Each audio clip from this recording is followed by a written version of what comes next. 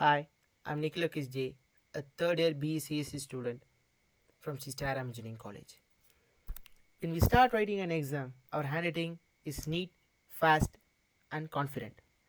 But as time moves, when we feel tired or start thinking more, or we come across a difficulty level question, our handwriting becomes slower and messier, just like a heartbeat rate. The same thing happens when we type. Our typing speed drops, error increases, passes becomes longer, and the problem is we don't realize it first. So in this project I built a system that detects fatigue automatically using typing behavior. The problem: people working on laptops often experience gradual cognitive fatigue, but they are unable to recognize when their performance start declining. This inability to recognize their performance began to decline during the typing task. This leads to reduced productivity and more errors. Existing solutions like wearable camera based systems are intrusive and arising privacy concerns. Self reporting is also unreliable. So, there is no simple and continuous system or a method to detect fatigue. To solve this, I use typing behavior. The system captures keystroke metadata, not the actual text, making it completely privacy safe. It builds a personalized baseline and detects deviation in typing patterns to identify the fatigue. Dataset. There is no publicly available dataset for typing based fatigue detection. To address this, I designed a custom data pipeline by combining the reference data sets, like the reference data sets from the Kaggle, the Keystroke dynamics, like how the rows, how the columns need to be, and from the Hugging Face also. Based on this, I built a real-time data collection system, which is a browser extension. I built a prototype typing application similar to a browser extension using HTML, CSS, and JavaScript. This is the browser extension called Get Focused. This system catches metadata such as timestamp, key events, typing speed, errors, and passes without storing any actual data. Here you could see the current status is awaiting data. Since this browser session did not capture any data, like I didn't use this browser, I presented the things in this browser, so we could see I moved less during the presentation, so it stores a fatigue score such as that error rate, typing speed, and it also have my things, and it shows how the productivity is impacted.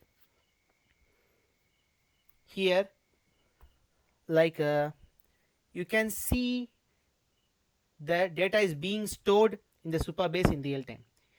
Here, each row represents the typing session window, including the features like speed, error rate, backspace rate, pass duration, and pass average in milliseconds.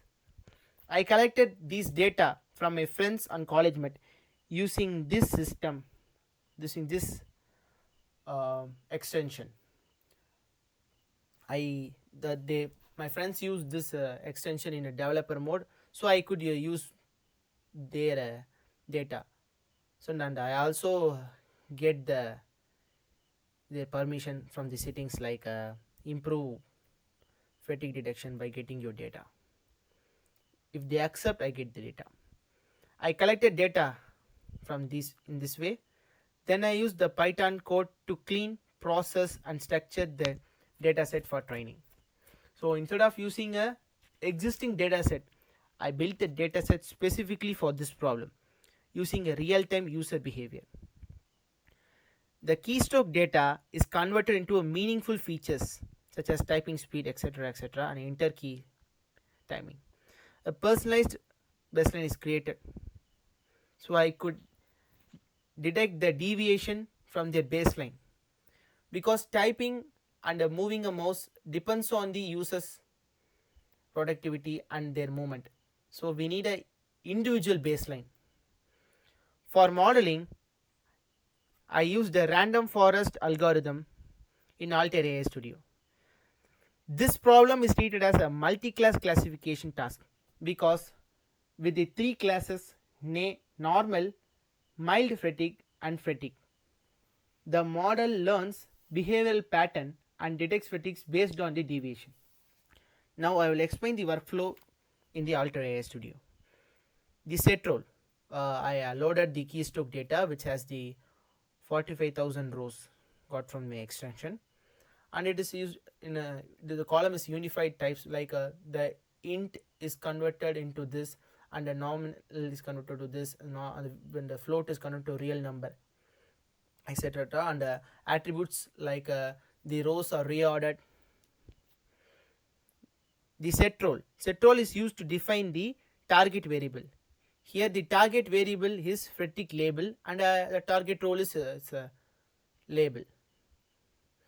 Then select attribute filters the important features, like these are the data to be selected and used, like the total number of words column is need not to be used, and the type of task or session id, user id, work shift is need not to be used to the detect team ML model. And the split data divides the training and testing data. Here you could see the training data is 80 and testing data is 2. Like 80% of the data goes to training and 20% goes to testing. Random forest builds the model. Apply model generates the prediction. Perform classification evaluates the accuracy. When I hit the run button,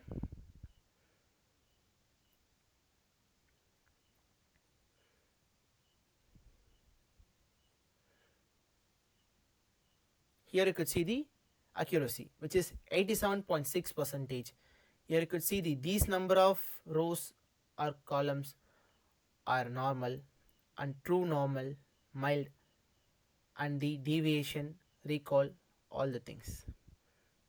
It performs well in detecting fatigue, while mild fatigue is slightly harder to detect due to the subtle changes. Like when a person is detected as fatigue, we could easily say, but normal to mild fatigue we could easily say, but mild fatigue to fatigue, here's the subtle change, we need to be focused. And the tech stacks used: Python is used for data processing, Altair AI Studio was used for ML modeling, front end is built using HTML, CSS and JavaScript, backend is built using Flask, Supabase is used for storing the real-time storage, and the mini project. This is the focused tool. It captures the typing behavior in real time. It analyzes the speed, error, passes, and compares them with the baseline. Then it provides the recommendation like take a break. This simulates the real world browser extension would work. Like here could see how the pop-up would be, and let me show the file structure of my project. This is for dashboard, a pop-up and background. Here you could see the backend, and I run the backend in a service called Python Anywhere. There I run my backend. Thanking you.